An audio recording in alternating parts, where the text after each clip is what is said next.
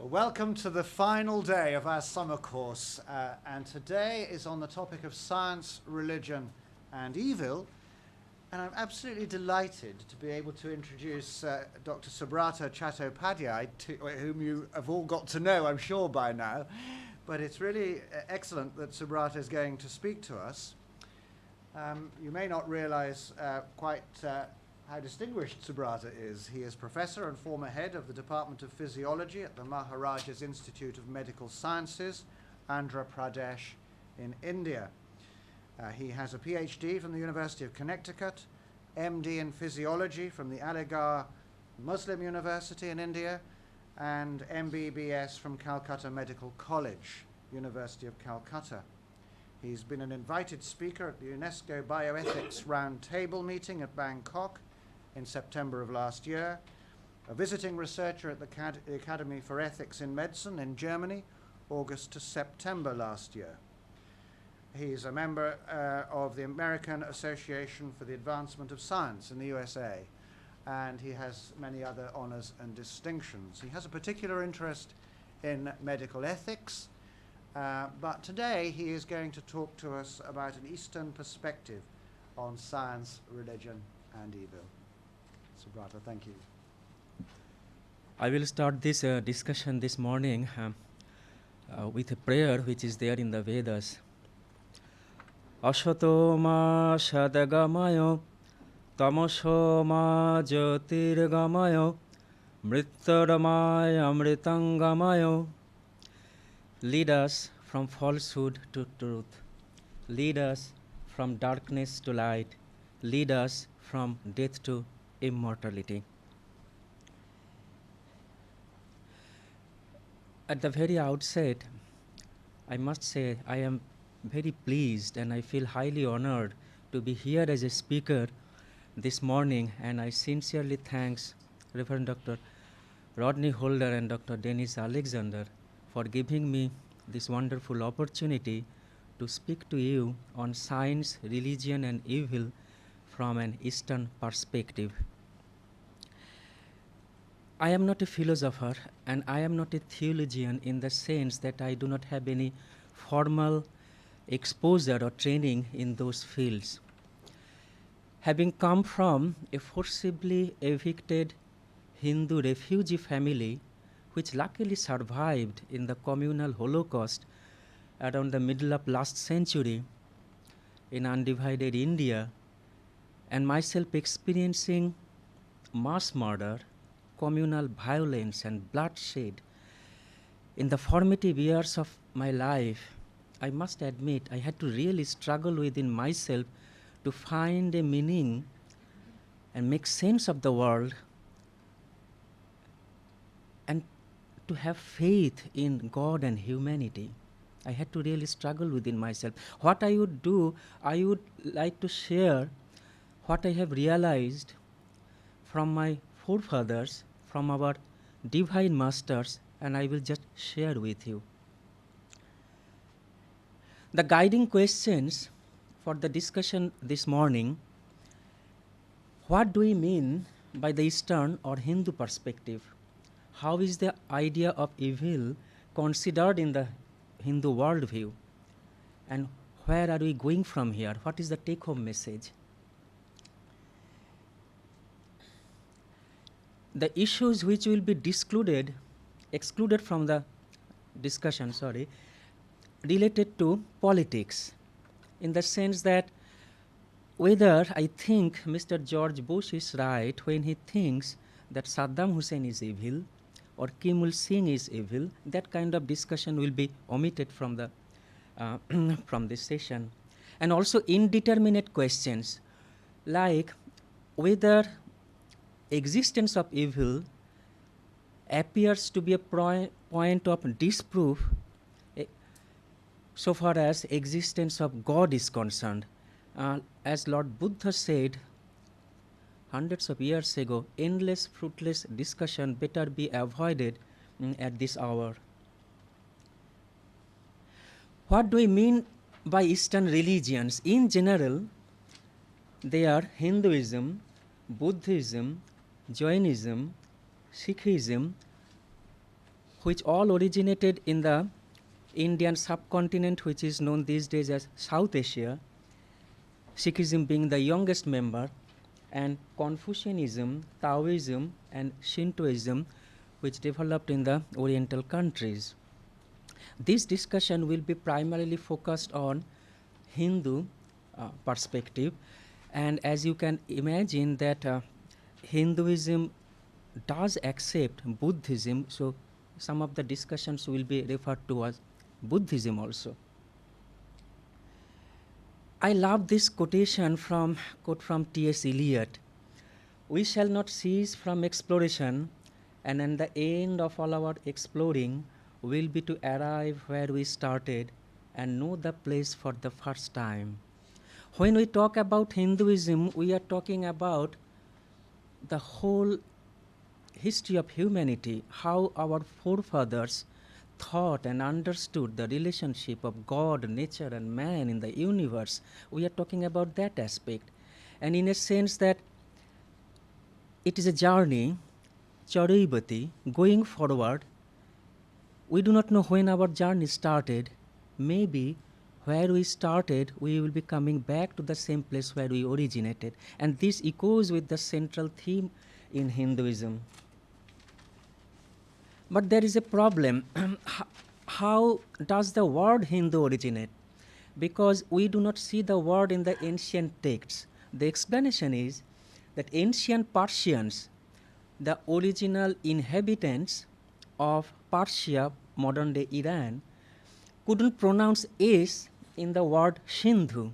And as you can see, Sindhu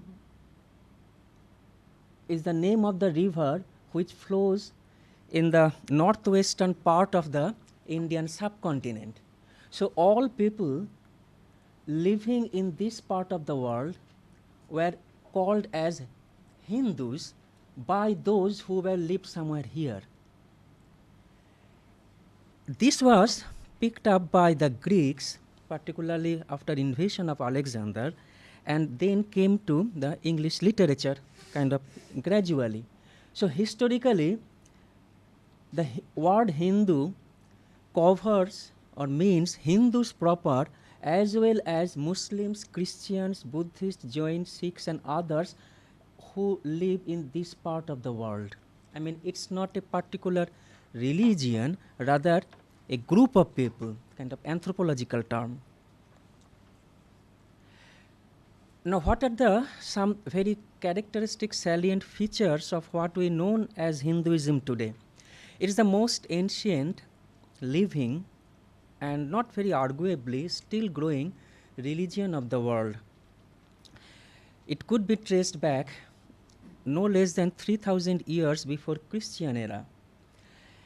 About 900 people around the world identify their religion as Hinduism. And if you include the number of people who practice yoga in the East, the number rises to about 1.4 billion. 80% of the Indian population are Hindus, and what we need to appreciate that ancient text in Hinduism indicates or suggests that knowledge and wisdom of the whole humanity in earlier times.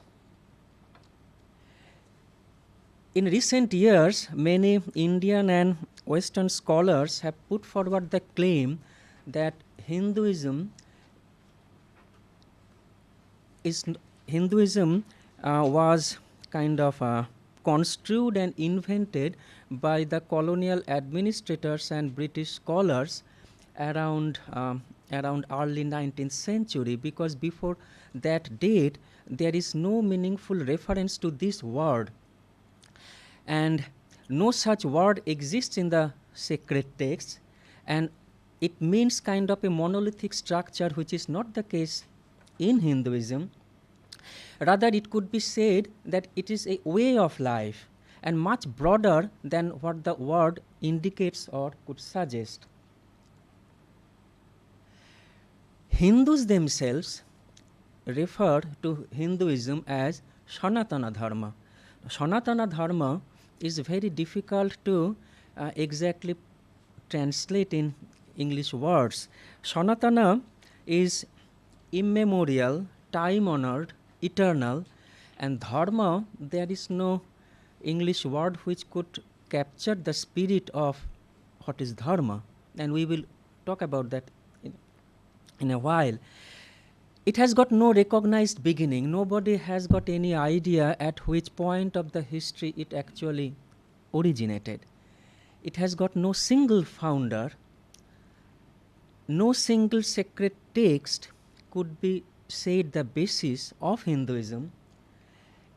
In a way, it could be described as a commonwealth of several faiths and practices, often divergent in nature, but with underlying inherent transcendent sense of unity. Many Western scholars have misunderstood what is known as Hinduism. They have described it as polytheism, etc., etc. Essentially, it is monotheism. If you want to be very specific, you could say that it is polymorphic monotheism, if you want to be, correct in that sense, scientifically. What I find is very appealing and interesting, perhaps most relevant in the days of religious violence and bloodshed, that we accept and adore and worship all prophets of all religions. You may be familiar with some of the images which are here. Lord Rama, Lord Krishna, Lord Buddha, and I think I don't need to explain what these images mean in the last row. In traditional Hindu families, you may find all the images are there, and they are considered to be very sacred and revered. We have these images in our household, and from the childhood we got to believe in the truth and validity of all religions, and we will talk about that, how it developed. Now here is something which I think will be very relevant, that there are people, to be honest, who would love to say that our religion is the only religion and your religion is not so true, etc., etc. But we can't do that, because over and over again there comes religious masters, divine teachers, who teach us about the falsehood of thinking that my concept, my belief is the only one. And this is the saying of Sri Ramakrishna. Sri Ramakrishna was born and passed away in 19th century, and this is very interesting. India was under the colonial rule, and as you can understand, before that we had 700 years of foreign rule, Islamic rule, and all sorts of atrocities and violence, bloodshed happened, and he was literally grilled for all sorts of questions related to suffering, evil, nature of God and understanding. And here this is what he says about truth and God. It is not good to say that what we ourselves think of God is the only truth and what others think is false. Can a man really fathom God's nature? Truth is one, only it is called by different names. All people are seeking the same truth. The variance is due to climate, temperament, and name.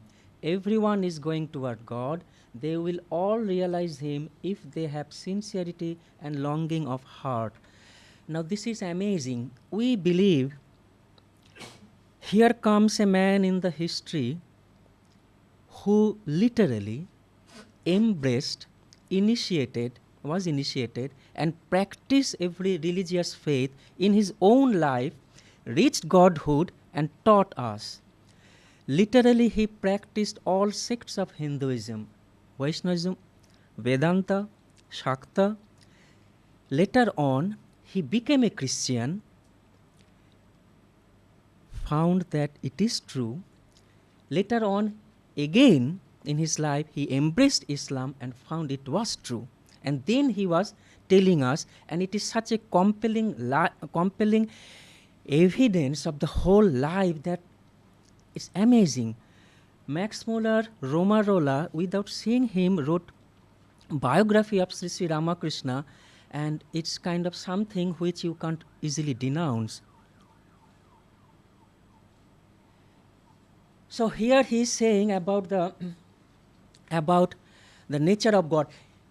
You can imagine that before that, we had the modern education system introduced by the British. We had the colleges and the universities, and people were educated in and trained in the Western tradition of science and etc. And then he was asked about the existence of God. Have you seen God? And he says, yes. How? And then he says, it's not I have seen God, I have talked to him. And in a way he says that you can't deny that something is there. What is there, you may not realize, but you can't deny it all either. So here he says about the existence of God and how we could relate. That God exists may be known by looking at the universe, but it is one thing to hear of God, another thing to see God, and still another thing to talk to God. Then kind of in a way of saying the analogy or metaphors in the language of Bengali, which has been translated here, some have heard of milk, some have seen it, and some have tasted it. You will get peace of mind only when you have seen God. You will enjoy bliss and gain strength only when you have talked to him. This is a long quote, but I think it's important because whenever I find difficulty in understanding and meaning and have faith in universality of religion because it's a real problem in the sense that I myself experienced communal violence and bloodshed and murder, and it's not easy. I have survived just because I looked like a Muslim in some case. So I need to, this is kind of inner work which we do perhaps because of historical or day-to-day necessity. With sincerity and earnest, one can realize God through all religions. The Vaishnavas will realize God, and so will the Shaktas, the Vedantists, and the Brahmas. These are different sects and the communities within Hinduism. The Muslims and the Christians will realize Him too. All will certainly realize God if they are earnest and sincere. Now, which is relevant to our times, or maybe before. Some people indulge in quarrels, saying one cannot attain anything unless one worships our Krishna, or nothing can be gained without the worship of Kali, our divine mother, or one cannot be saved without accepting the Christian religion. This is pure dogmatism. The dogmatist says, my religion alone is true and the religions of others are false. This is a bad attitude. God can be reached by different paths. In one sentence, it can be summarized as, there are many roads to the mountaintop. Now, what is the basis or foundation of Hinduism? The fountainhead of Sanatana Dharma is the Vedas. It's the most ancient body of knowledge in the whole history of humanity. The Vedas are divided into two parts. The first part could be said as the Karma Kanda. Karma Kanda deals with the ceremonies, elaborate religious rites and rituals, and the work portion. And the Jnana Kanda is the spiritual part and knowledge portion. The Karma Kanda describes duties of man in different stages of life, and the duties of man are according to guna and karma. And the Jnana Kanda, the Vedanta, which literally means that which came out at the end of the Vedas, captures the essence of Sanatana Dharma, and they comprise the Upanishads and the Gita, which is most commonly known in the West. Now, in the Hindu world view, in general terms, Brahma is the ultimate reality. Many scholars and religious masters say that the word Brahma has got very similarity with what you say as Abraham. And I will not be surprised if linguistically it could be traced back to the same origin. In a way, okay, and what are the attributes or without attributes of Brahma? Brahma could be without attributes. Attributes means characteristics, features, names and forms. Nirguna. Nir means without, attributes, and guna means attributes, characteristic, features, etc. Saguna means with guna or with attributes. Now Hindus believe that in the immortality of the soul, or which we say as Atma, as Lord Krishna says in the Gita, it is not that I have never existed, nor thou, nor these kings, nor is it that shall cease to exist in the future. It is said in the war of Mahabharata, in the Kurukshetra, that when he was revealing the nature of the universe to his devotee Arjuna, he says that it's not that I was not born before, and which you will be seeing in the next part, is that many are the births that have been passed by me and thee, O Arjuna, I know them all, whilst thou knowest not. In the sense that we have existed before. Now here there is, I know it may be difficult to understand, and I do admit. Okay, so let us do something. How many of you believe in past lives? Raise your hands. How many of you believe in past lives? None. Okay, I give you a guarantee that you existed before but you don't remember. Okay, and actually how it appears? It appears because we don't remember the memory part.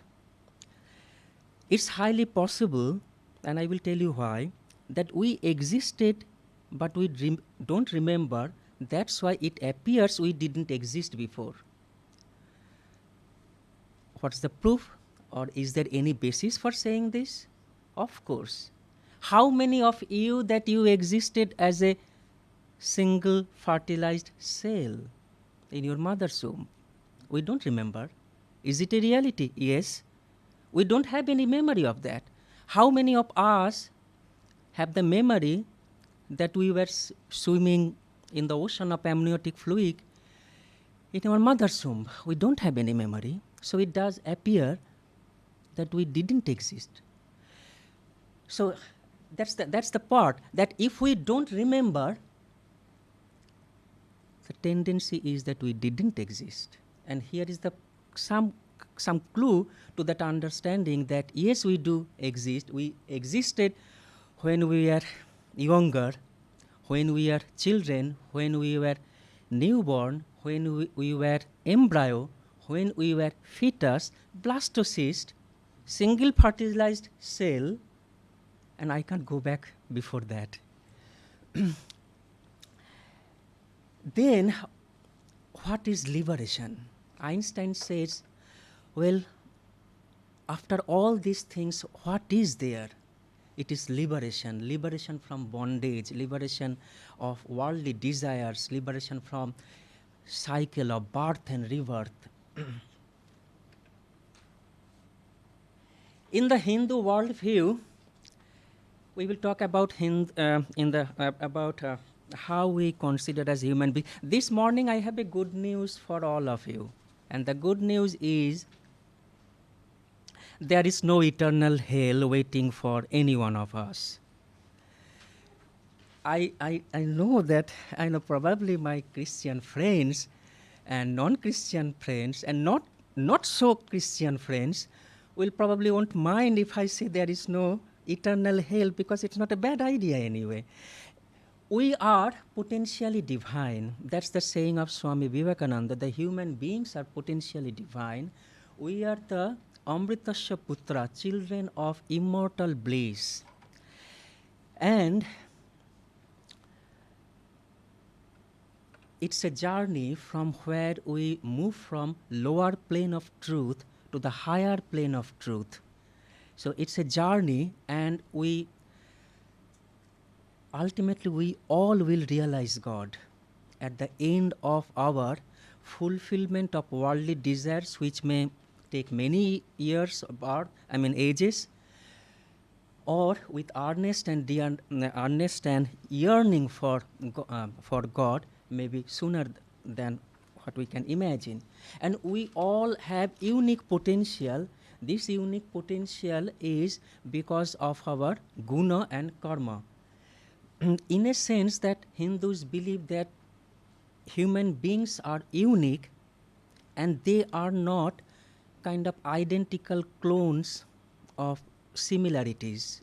We do believe that human beings are unique and they have different personalities, temperaments, inclinations, and that's okay. But as human beings, we all have some common aspirations, and these could be said as 4 pursuits: dharma, artha, kama, moksha. Now, what is dharma? Dharma is difficult to explain. As I have already told you, it could be said that it is the principle of being and becoming. It is the stay of existence. It is the principle of life and growth. So it cannot be, in a way, it is much broader than what religion indicates. Religion has got the notion that it is very, separative in nature. That means if you belong to one religion, you cannot subscribe to the other.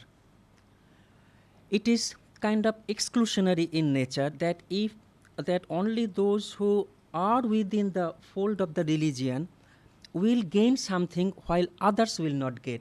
But dharma is different in the sense that it is very inclusive and in a way much broader. And dharma is the foundation of life. It is applicable for the religious and the secular and the atheist, for all living beings or the human beings. And they all have the kind of the quest for meaning of life. Now, artha has got several meanings. Artha means meaning, purpose, wealth, which could be material wealth or spiritual wealth. So depending upon our guna and karma, we seek artha in our lives, and we find pleasure, karma, in different things. Someone may be getting spiritual pleasure, others may love to have sensual pleasure, but we all seek karma or pleasure.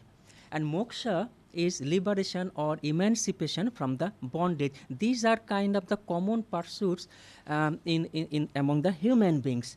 Now, what is the relationship between science, religion, and the philosophy? The words which are used as synonyms kind of different, and they don't capture the whole spirit. For example, here science is translated in our language as Vijnana. Vijnana means, Jnana means knowledge, and Vijnana means special knowledge, specialized knowledge.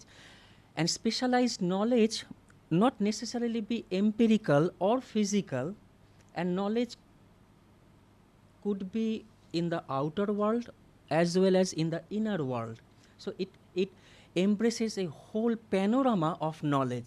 And how is it is related to darshana? Now, darshana literally means to see. It comes from the Sanskrit word drish. Drish means see. That means you see, you have a conscious experience. From that conscious experience, you develop knowledge, and in a way, science, philosophy, dharma and ethics or the duties or the mode of conduct, they are all part of the whole thing. It's very difficult to take one out of the whole and say that it is darshana, it is vijnana, it is niti or ethics, or it is dharma. In a way, it is kind of very holistic, panoramic view of the being and the understanding. But we talk about science and we talk about religion, and here is one divine man who came after Sri Sri Ramakrishna, before and after the end of the colonial rule in India, Sri Sri Thakur Anukul Chandra, and he was literally grilled by people asking about the relationship of science and religion. What do you think of relationship of science and religion? Is religion valid? Is religion enough, or is science enough? And what is the nature of the religion? And he says it in the language of poetic delight. When science embraces religion with meaning and means keenly and fulfill each other, heaven comes down through the royal road of knowledge to flourish all with elixir and bliss. That means the nature of relationship of science and religion is of fulfillment. Each one fulfills the other. In a way, it resonates with what Einstein said, that science with religion is blind and religion without science is lame, if I'm not wrong. It's possible to not to think of God, to go away from God, to get away from God, but it's not possible to evade from the consequences of what we do, what we think, and how we behave. In a way, life is governed by the law of karma. Now, I know karma has been misunderstood and misconstrued, so I will try my level best to give you a brief overview what is karma. I was searching in the internet and I found that there are all sorts of bands and music and stories and novels and things about the karma, and some things are really not nice about what is there in the whole market about karma. So karma has been commercialized, perhaps not surprisingly, in the era of globalized economy. What is karma, by the way? Before I go that, karma helps us to make the logical connection between the past, present, and future. It gives us a reason to understand everything, and for everything for a reason. And it helps us to resolve many apparent mysteries. And should I dare give you some examples of apparent mysteries? Okay. Okay, let's take one easy example. Why I am here? I am here this morning because I was invited by the Faraday Institute to be here. Why I was invited by the Faraday Institute? Because I got to know the Faraday Institute. Why I got to know the Faraday Institute? Because I was interested in science, religion, and searched what is there about science and religion.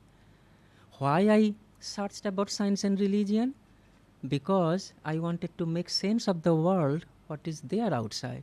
Why I wanted to make sense of the world? You can go back, okay? And in a way, this is very interesting. I mean, I try to do that within myself, that why things happen the way it happened in my own life. At one point, I had to stop because I didn't have that knowledge which I need to have, and which can only be had with spiritual discipline and austerity and tapasya, not by intellectual pursuit. Anyway, but what is most important, that it's a principle which we can use to organize our lives in the present, and it's a harmony between free will and what is there, what is known as fate, fatalism, and destiny. Karma comes from the root, Sanskrit root kri, and kri means doing. Now, in the original sense of action, it's not just doing something in the external world, which is the karma is thought, which is also doing, word, saying, and deed. English words creative and ceremony etymologically could be traced back as the Sanskrit root kri, in the sense that ceremony could be said as actually karmamani, and life which is governed by the doctrine of karma in a way could be visualized as a creative ceremony. Some Western scholars trying to understand karma found the resonance with the physical nature of the universe, and they described it as the karma is psychophysical equivalent of Newton's third law of motion, which is third law of motion says that for every action there is an equal and opposite reaction. In a way, if you make it more, if you extend it, for every turn of the mind-body complex and every action in the external world, there must be an inevitable consequence. The consequence we may not see now, tomorrow, in a week, in a month, in a year, may not be in this lifetime, but it is there.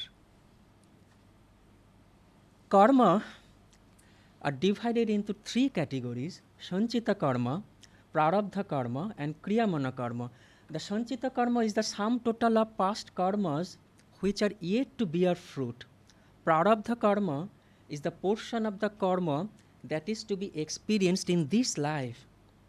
And Kriyamana karma which we are now creating and doing at the moment in this life.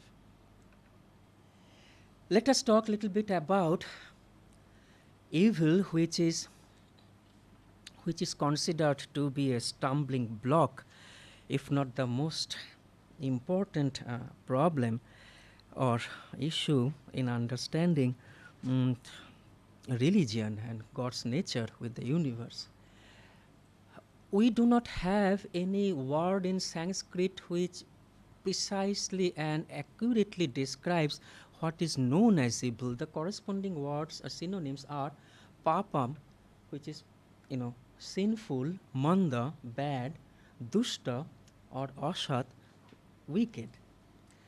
Now this is like many things in the world, gene, time, space. Evil is very difficult to define, and so let's take kind of what is the popular definition, which is there in Wikipedia.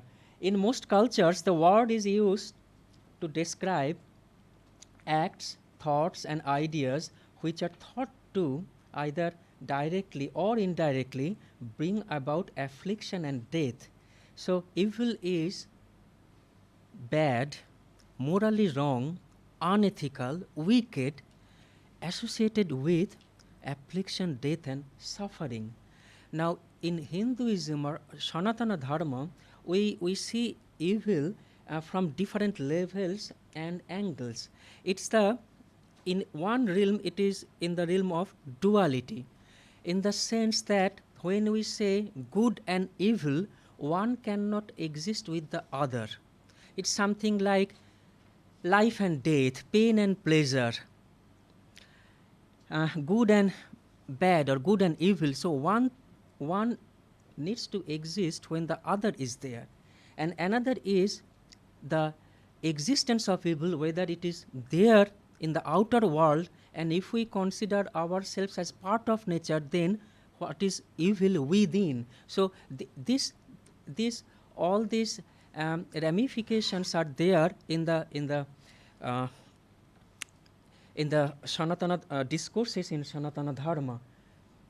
Now, one thing we need to appreciate, understand, when we consider evil or suffering, it has to be very personal and real in nature, in the sense, and it may be some relative value. For example, right now, I am not experiencing what is really suffering, what the Lebanese people are feeling at the moment. I am really having a wonderful time discussing science and religion with you, but the Lebanese people or the Israeli people on the other side, how they are experiencing evil, I am not. I know that it is there, but I am not experiencing it. To experience it, we have to have a conscious, real experience within ourselves. And the question that comes, why? Why me? In a selfish way, it's okay if it is elsewhere. It, probably we will not be affected. The question, why me? This is a picture of a wretched woman devastated by tsunami who lost everything. And as you can see, I mean, this is a moving picture. See, it's just total helpless surrender to the mindless, destruction which happened in tsunami. Just surrender. Why me, after all?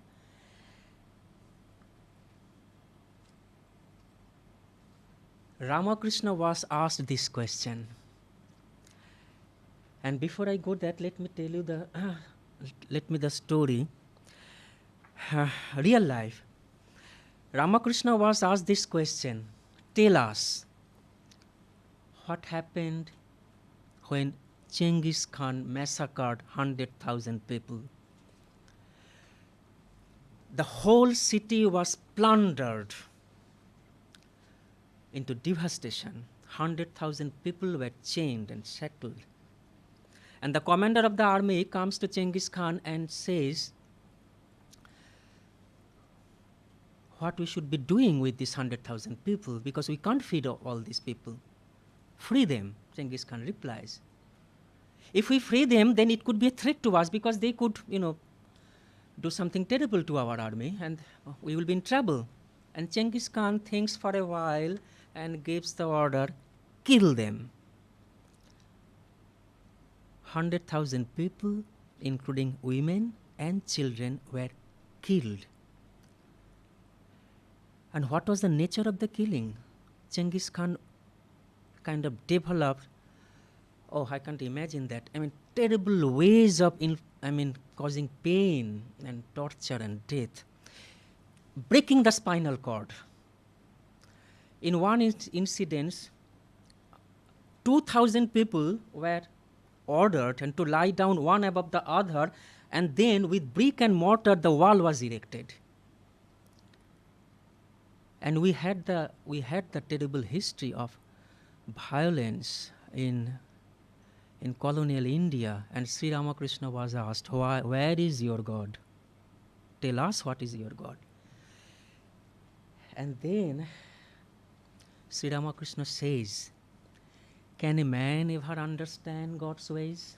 I too think of God sometimes as good and sometimes as bad. This is interesting. We believe he is God incarnate. And God incarnate himself is saying that if we go by rational analogy, it is possible that we will conclude God is not so good. So there is limitation of application of rational thought and argument to understand the nature of God. You can conclude God is not good. And in a way, it is also shows that, why there is validity or some element of truth in the position of the atheist, which Hindus consider is valid. He has kept us deluded by his great illusion.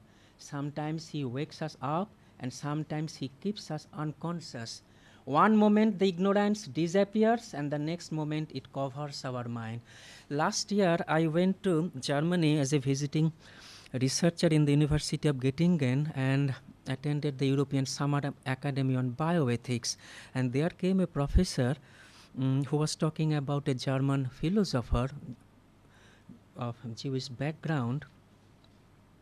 He was a devout Jewish man, God-loving man, who was in Auschwitz, and every member of his family was gassed to death. And he was asked, tell us, where is your God? Do you believe God exists? And it moves me because I had to really struggle within myself, having seen the political mass murder in our vicinity when I was just 10, that where is God? My father had to ask within himself, where is God? Because he left home when he was a teenager, went to the Himalayas to find a meaning of evil and suffering. Where is God? Now, it gives me kind of pleasure and satisfaction to think, yes, in spite of Vietnam, in spite of Gulf War, in spite of Genghis Khan and all kinds of mass murder, genocide, evil, my faith says, and I do believe there is God and God exists, and we can't find Him with our rational thought and argument and understanding. It's beyond the level of understanding by human thought. And here he says, how little we know. We are finite. Our brain is finite. And he gives the analogy, can 1 liter pot hold 10 liters of milk? If ever a salt doll ventures into the ocean to measure its depth, it cannot come back and gives us the information. It melts into the water and disappears. That means 1 liter pot cannot hold 10 liters of milk, and he gives us, it tells us over and over again that no, with human understanding we cannot really understand what is God. Do we really know whether it is good or bad for this woman? We can't. And see about this picture. This is, it gives me hope, satisfaction, reward, joy to see this woman just 1 year after. And can you see the smile in her face? Just 1 year after, the reporters interviewed this woman who lost everything, literally, wretched woman, rebuilt life again. Okay, and now I find this smile is kind of divine spark. And the basic tenet is to live and let live is dharma, essentially. And now I would be very happy to say this thing. This woman, by faith, is a Christian, by the way. And he was helped by so many Hindus. It is not the best way to describe, in a way that when human beings live, rebuild their lives, help each other, let others live in harmony, peace, and joy, that is dharma. But still the problem exists. Why there are wicked people? Sri Ramakrishna was asked this question, and he says that is his will, his play.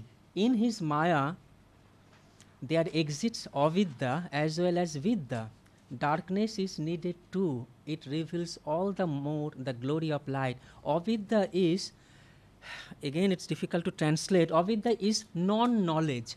Non-knowledge, you could say how it could be something as non-knowledge. Well, non-knowledge is to know something, but which will move you away from God or away from the supreme reality. Okay.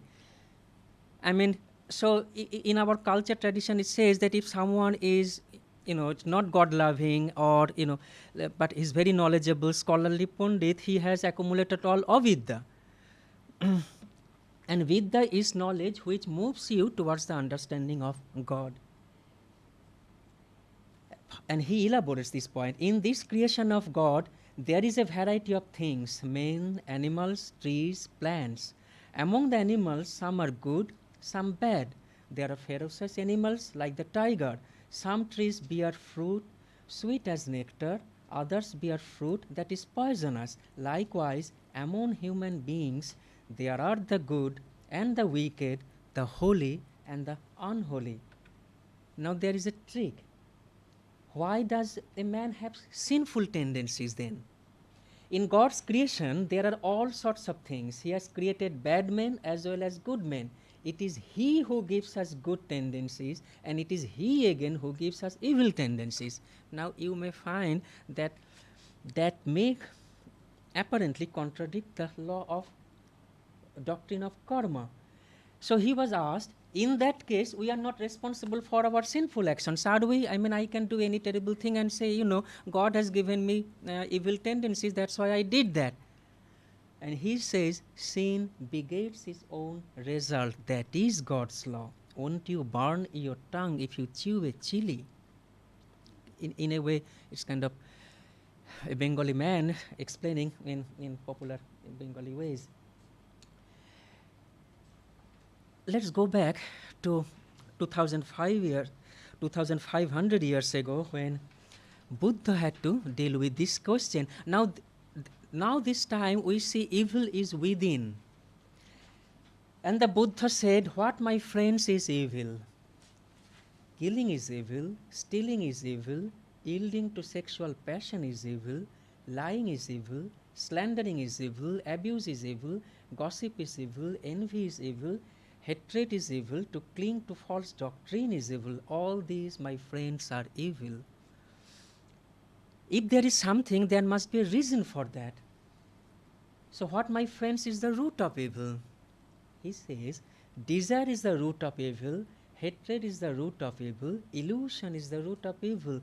These things are the root of evil. Now you may ask, how come desire is the root of evil? Desire, it says, passionate desires which don't fulfill the Lord, God, or the principles of being and becoming, they are evil and they are within. And what are the enemies within?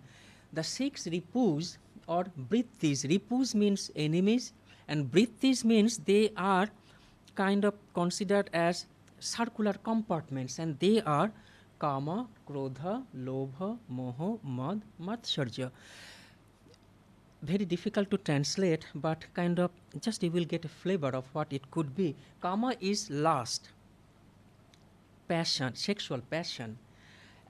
In a broader sense, it is also joy, pleasure, delight. But here it is, uncontrolled, unregulated, and kind of unethical lust. Krodha is anger. Lobh is greed. Moha, attachment, addiction. Mad, pride. And matsarya, jealousy or envy. Now, we have the enemies within. Then how to deal with these enemies within? Because it is very difficult to fight and defeat the enemy which is in the outer world. What we will be doing, which are the enemies within? And Sri Sri Thakur Anukul Chandra, who came after Sri Sri Ramakrishna, says that actually what is evil or what is within, it could be construed as that what is unfavorable to existence is evil. So those passionate desires and the vrittis which don't fulfill life and growth, being and becoming, they are evil. And in a way, it is kind of in concentric circles we can build from individual being to the society. And it's important because in these days, integration or harmony, conflict, broken families, I think it's important.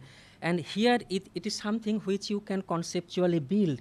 Being, existing, is instinct with existence, consciousness and blissful becoming. Spontaneously resisting evil. When I live, I have to resist evil, which is unfavorable to existence. Spontaneously resisting evil is which is unfavorable to existence. What is nurturing to existence, consciousness and blissful becoming is dharma. Dharma is embodied in a living ideal. Initiation by the living ideal begets adherence. Adherence brings adjustment of complexes. Adjustment of complexes brings compassionate sympathy. Compassionate sympathy gives birth to integration, and in this way you can build concentric circles at higher and or at a deeper level. Here is a very popular and very deep-rooted notion of what we do sometimes inadvertently, about construction of the reality. It's the story of 6 blind men trying to understand and describe what the elephant looks like. So what happens that someone catches the tail and describes that it's a rope. Someone touches the skin on the sides of the elephant and it's rough, and he says it's a brick wall. And someone gets hold of the of the legs and says it's like a trunk or stem. Someone says this and says and all this, what happens, ultimately we build a reality like this. The elephant is brick wall, elephant is a rope, elephant, this spear and trunk, and here there is the fan, how the ear looks like, and we fight among ourselves that my observation, my construction of the reality, this is true and this is not true. And here is the need of a man with full sight who will be telling all are true but partly true. So the take home message is that where we are going from here, what is the take home message? What are we going to do about this understanding about science, religion, evil, and in the whole panorama of life? And how to make sense of the terrible things which happened in the past, which are very real, and we need to take lessons from the history. And Sri Sri Thakur Anukul Chandra says in Satyanusarana, the degeneration of humanity began at the moment when the unseen God was made infinite, and ignoring the seers, the worship of their sayings began. O mankind, if you desire to invoke your good, forget sectarian conflict. Be regardful to all the past prophets. Be attached to your living master or God, and take only those who love him as your own, because all the past prophets are consummated in the divine man of the present. And he says, embracing all faiths, practices, and summarizing, God is one, Dharma is one, prophets are same, servers of the one, conflict with animosity with any of them proclaims the presence of opposite, the Satan. Thank you very much for your time, for your attention, for listening to me. And lastly, I must say I am very thankful to Becky and Jennifer for their help and support for this presentation. Thank you all. May God bless us all. Thank you.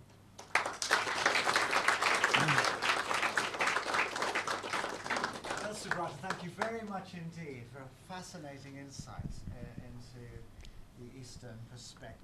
Now, questions? Thank you very much. It's been most, I think, illuminating and moving to hear your sort of passionate exposition of these ideas from someone inside a Hindu point of view. Thank you. Many of us here are thinking about some of the tensions between science and faith, often from a Christian point of view. And I wanted to suggest what seems to me something of a tension between the progress of science and what you've been expounding, which is that we've been thinking about falsification. As science does exclude certain things. As science advances, things that were once possible to believe are no longer possible to believe. Things have become excluded. Is that a tension from your point of view? In my own point of view, Yes. you mean? No.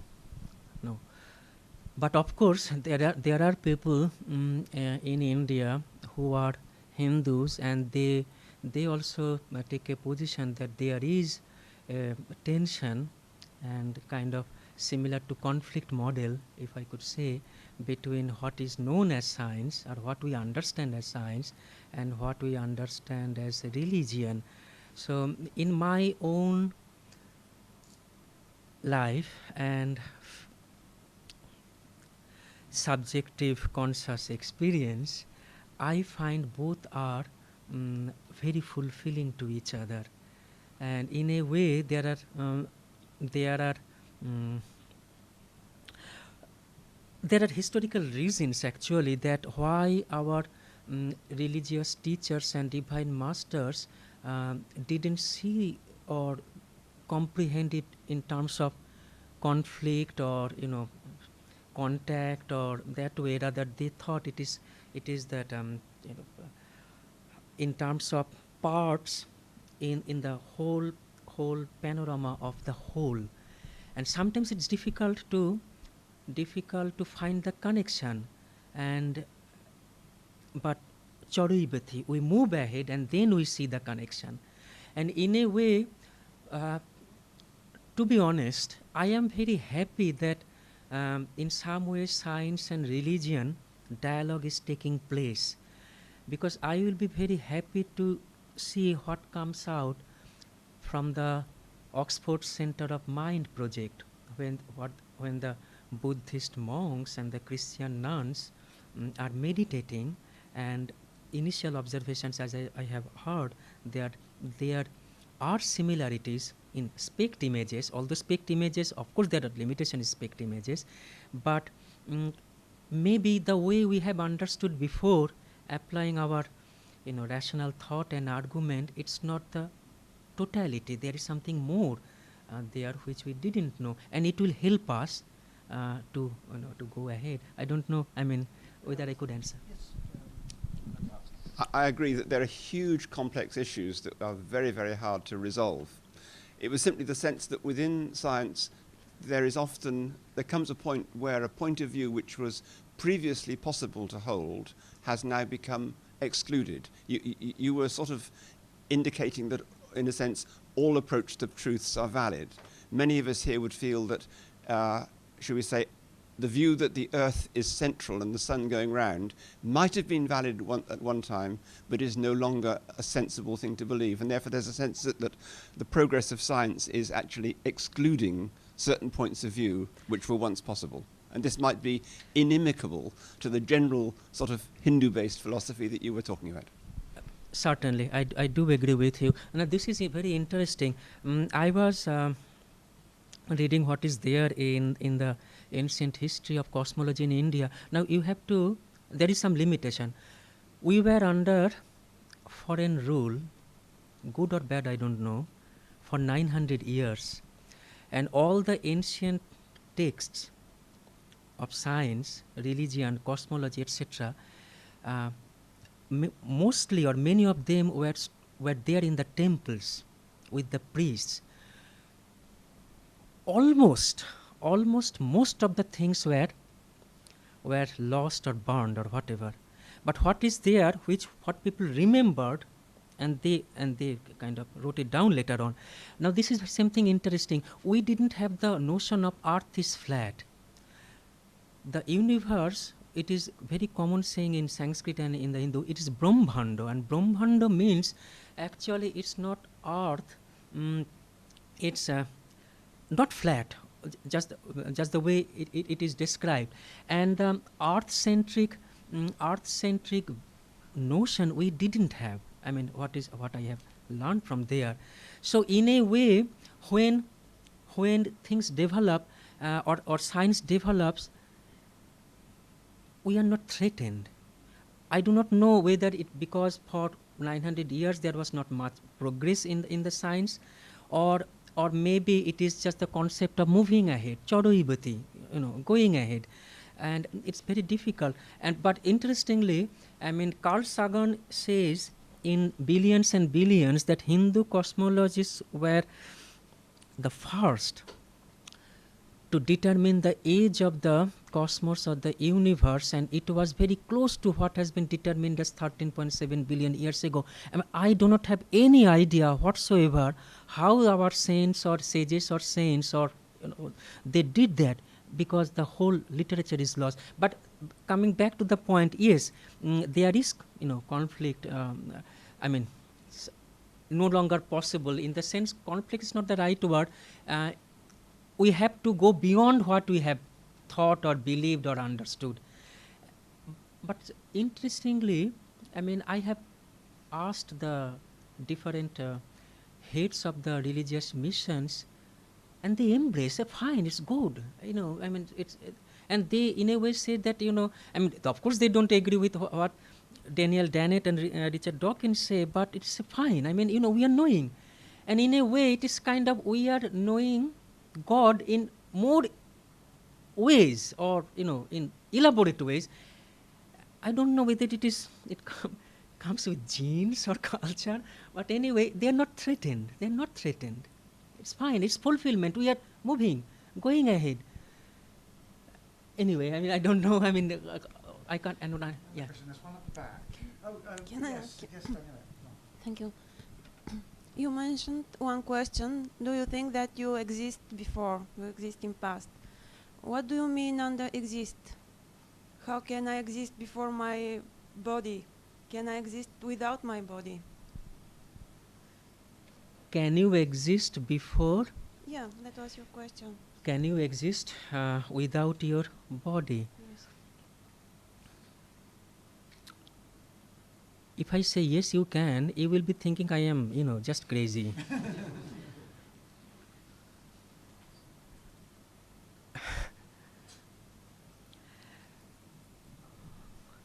Okay, I mean, I can neither prove nor disprove that you can exist without your body, but we have just some handle or grip on the understanding is that not you or me personally, but it has happened, and there is anecdotal evidence that people came outside of their three-dimensional body, looked at their own bodies, and described what was happening to the body. I met someone in the US, and she was telling me in a way that I can't falsify. She said, yes, in the operation theater, I looked at my body, and I was, I got to see what the surgeons were doing, and she was describing. It's very difficult to say that she was wrong, because some of the elaborate details in terms of surgery or in terms of hospital procedure, which only those who are within the operating theater could know, you cannot imagine. Yes, there are people who are working on that. I mean, outside body experiences, and it's a kind of active area of research. People are working on that. And there are people who practice yoga, yogis, and we have the ancient text where they say it is possible, if you practice yoga, there are certain things you will experience within yourself. Before that, no. You won't get peace of mind unless you realize within yourself.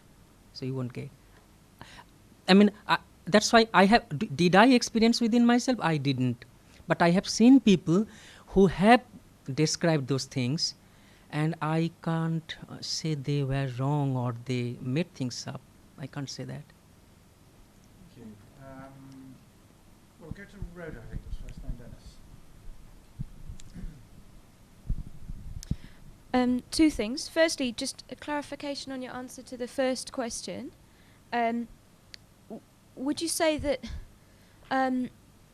Hindu religious beliefs sort of accept scientific changes and progress by changing things in the beliefs? So you were saying that the idea that there isn't really any conflict, is that because there's a concept of progress in understanding in general, and that if science comes up with something that is in contradiction with previous religious beliefs, the religious beliefs are happily changed or not?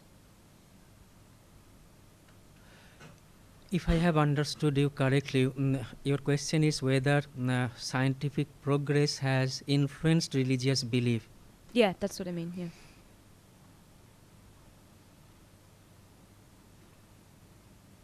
I think yes. Yeah. Yes. I mean, not in all strata of the Hindu society, not for everybody. There are people who think that what has been done in science is not very good for their religious belief, because science is also very heterogeneous kind of. It means different things to different people. Science sometimes may appear as kind of atheist worldview, and for traditional Hindus they tend to think, oh no, it's not okay, it's not fine. But if you talk to the spiritual masters or the gurus or the people who really practice and engaged in scholarly or activities, they believe that it has been, in a way, it is fulfillment. And fulfillment not in the sense of religious belief, rather fulfillment of the principles of being and becoming, life and growth. Okay, for example, I got to know Faraday Institute because there was internet. Okay, and because I got to know Faraday Institute, I got to know you. Okay, so is internet a good thing? I got to know you or everybody else in this room through internet. And does it fulfill? Yes, it fulfills. So in a way, that internet existed, okay, fulfills my life and growth, and in a way we don't see any conflict in that sense. Okay, thank you. And the second question, if I may, is I wondered if you could comment on a sort of comparison of the Eastern worldview you've given us with the postmodernism that we were thinking about the other day.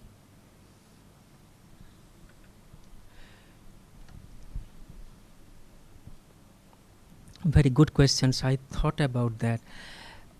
Well, in a way, not philosophizing about the real life suffering. In a way, if you can apply the same formula, doctrine, ideology or belief to you as well as others, it's okay. In a sense, if you say that the pain which I suffer is just construction of the reality, and the pain you suffer is all just construction of the reality, it doesn't exist. If I feel that way, I can say that for you. But I can't say that if I feel the pain and if I tell in your case that it's just construction of the reality, it doesn't exist. So do unto others as you wish to be done by. If we follow that kind of principle, it is okay, that kind of view. And in a way, there is some resonance, to be honest, with postmodernist view if you take in the pre-modern times. And there is a story that a monk was badly assaulted by some wicked men. Okay, and what happened that they beat him to unconsciousness, and he was lying there, and some fellow monks found him and then took him to the monastery and resuscitated him, revived him, and gave him some milk to drink. And when he was unconscious, he was asked that who beat you to unconsciousness? And he says, he who is there, who gave me milk, is the person who beat me in the unconsciousness. That means it is he who is there in you, who is nurturing me, is also there who was about to kill me. If you really feel within yourself, realize within yourself that your enemy is also extension of yourself, your enemy is not an enemy, if you really feel, behave, and believe, think, act, say, it's okay. But before that, it's not just intellectual projection of the world that evil is just construction of the reality, suffering is reality, and I mean no double standard or no if you maintain the standard, it's acceptable. Now postmodern, naturally the things, one thing develop in historical ways cannot be just analyzed and understood in something which has been there in a different way. But some people have thought that, well, there is some similarity in postmodern and what could be known as pre-modern, at least in some quarters. Thank you. Dennis had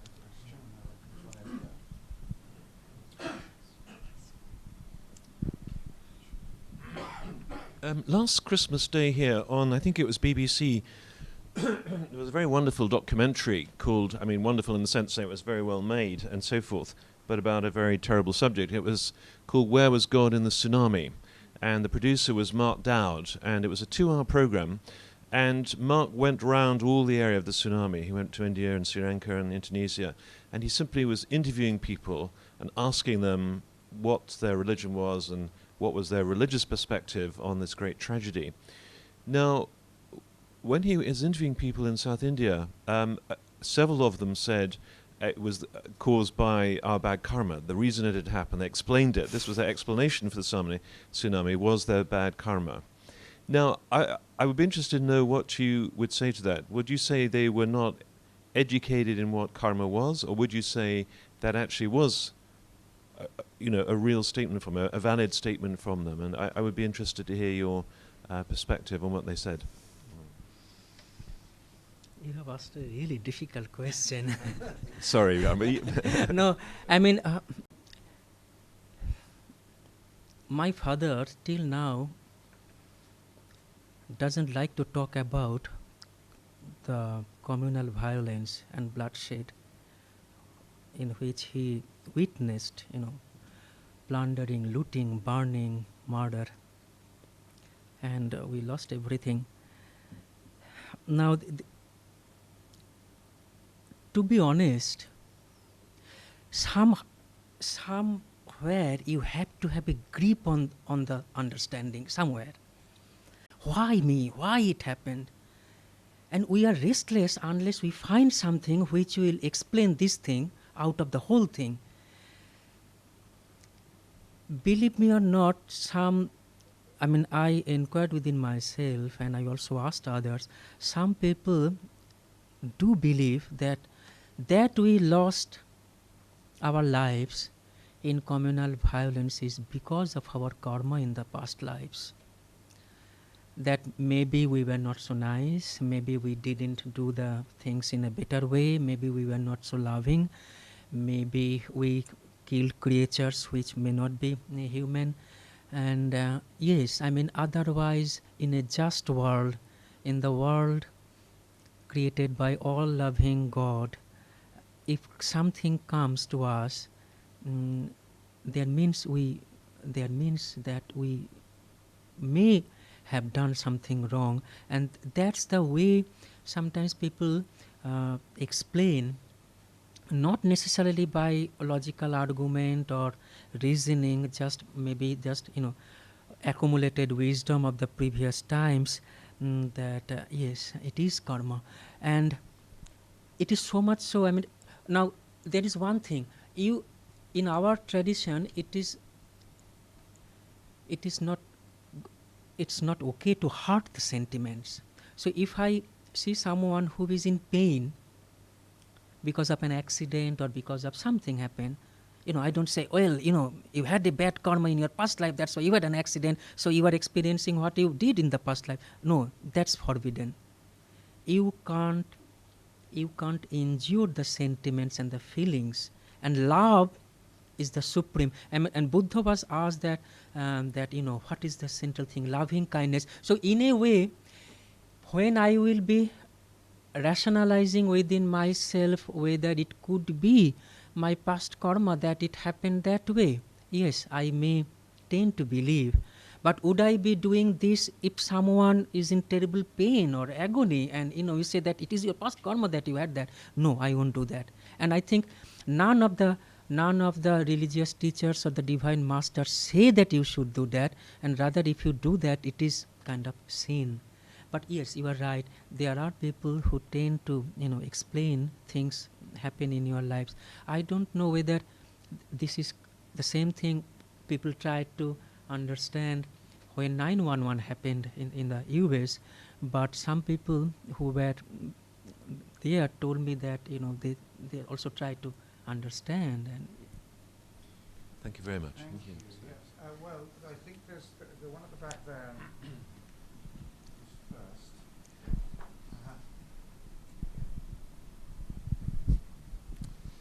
Yeah, thank you ever so much. It's a very interesting talk and sort of insightful. And I think the same issues are ones that, if you have a religious faith, you sort of ask those questions, and it was a really good perspective on things.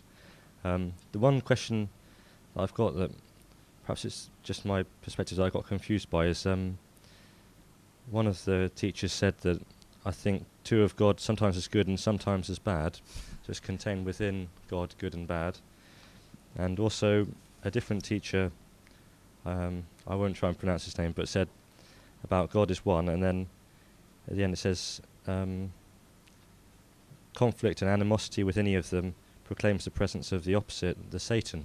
So it seemed there that God was opposite to, I don't know my understanding of Satan in Hindu religion, I'm not sure, but it just seemed that at one point it was good and bad together, and at one point they were separate. Yes, I had to struggle within myself also, that just like someone experiencing Auschwitz, is God all good, all merciful? Just within our limits of understanding. And if he says perhaps not always, I won't blame him, or I won't condemn him to the extent that what you are saying is nonsense or just sinful. What I mean to say, or the spirit of what Ramakrishna is saying, that we are limited, our understanding is limited, and it is kind of too much of arrogance if we try to understand God and his divine cosmic play and ways of doing things with our 3-pound mass of macromolecules. I mean, how dare we do that? That's kind of the spirit. So it is a sense of humility, that if we try to understand and explain each and everything of what happens in God's world, we may conclude as God is bad. Well, will we be happy with that? I asked this question within myself. Honestly, I will be feeling terrible if God is bad. Where will I go then? So even when I experience pain and suffering and some unexplained things, in a way faith is necessity, I would say. And is a more necessity for those who experience evil and suffering rather than those who don't experience. And Sri Ramakrishna says that it is his elusive, limited, it's the illusion of what is projected in this real world, and if we try to understand the whole grandness of the universe, his cosmic play and interactions, just by logical argument and reasoning, we may conclude something which is not true, not right, not good, unfavorable to existence and evil. So that's why he said that sometimes if I tend to place myself in your shoes, God may appear as bad, but it is illusion. That's kind of the spirit. I don't know. Thank you. Now, I did see several hands, actually. Bob had hands. Whether we'll get through them all, I don't know, because we're rapidly running out of time. But I think I saw Bob's go up first, and then I'd remind you that we do have the slips, and there will be a panel, and Subrata will be on the panel. So if we don't get our questions into him now, we can later.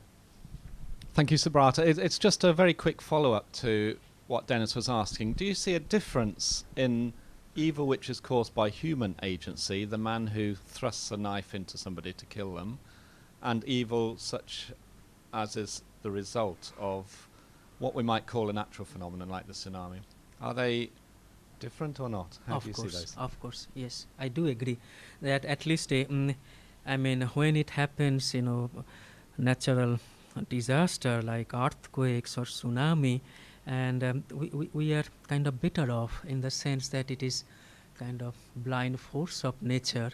It's not blind, but anyway it appears to us as blind force of nature, and it is affecting us badly. But when it is wickedness, or which is there in suffering, whatever be it, is the case, we are more at a crisis actually, that how human beings could do this, how human beings could do that, and of course, yes, I do agree with you. There is a difference, or at least perceptual difference. Yeah. Well, I wasn't necessarily saying I thought there was a difference. I could talk about that another time. But this goes back to the previous question then. If the tsunami, the natural earthquake, has no human agency causing the evil, then it must be God that's causing the evil, in your view. Is that correct? Could you please say that again? If the natural phenomenon causes evil, the earthquake, the volcano, the tsunami, and it's different from human evil, then presumably the cause of that natural evil is God himself. Is that correct? Oh, okay. Sorry, I was not clear. It appears to us different. We perceive it differently, but ultimately what happens in the form of tsunami and what happens in Auschwitz, ultimately he is, you could assign reasons to. Whether nature, storm, earthquake, cyclone, tornado, tsunami, or Genghis Khan, Hitler, or Auschwitz. I mean, you can't really separate human beings from the nature in that sense. It appears to us differently, but ultimately it goes to the supreme reality. If I don't know whether I could answer you. Yes, I mean, we believe it is in a sense Mother Nature. Mother Nature is kind of under the command of Supreme God or Father or Beloved, and Mother Nature cannot act without the will of God. So what happens in the events of tsunami of Mother Nature, it is in a way also God's act which we don't fully understand. Humility.